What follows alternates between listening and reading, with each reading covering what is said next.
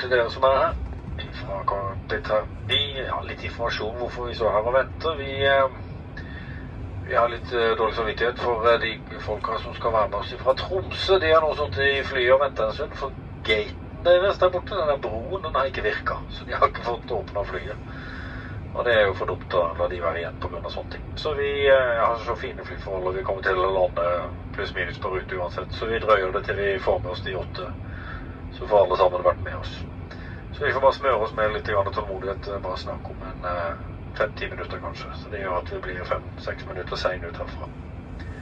Ladies and gentlemen from cockpit, a little bit of information. We are waiting for about 8 passengers coming from Tromsø. They had some troubles with the gate, so they've been sitting in the plane for a while. So they should be on their way now, but we will be a few minutes late from here. But we should be landing more or less on schedule in Stavanger anyway. Ladies and gentlemen from cockpit, short window to set course towards Stavanger. Good flight conditions, Stavanger approach cloudy weather. They do have some rain showers in the area, and about 6 degrees. Flight time approximately 25 minutes. I hope you're comfortable sitting and do wish you a pleasant flight. Thank you. Will only be given during the Norwegian announcement. Sikkerhetsbeltet festes, strammes og åpnes sånn. Det er en redningsvest plassert under hvert stolsete. Trekk redningsvesten over hodet. Legg beltet rundt livet og fest spenna. Dram til ved å dra i bandet. Vesten blåses opp ved å dra i de røde håndtakene. Besetninger har røde vester. Nødutgangene bak går framme i kabinen er alle merker med exit-skilt.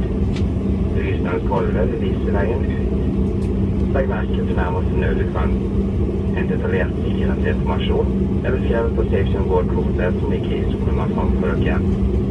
Vennligst ta fram kortet og gjør deg kjent med innholdet. Bidragsflygninger er røykfrie, og røykeforbudet gjelder også på flyets toalett. Det gjelder også elektroniske sigaretter.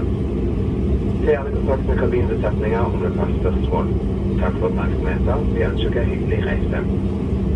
Before takeoff, we would like to focus on safety. Please pay close attention.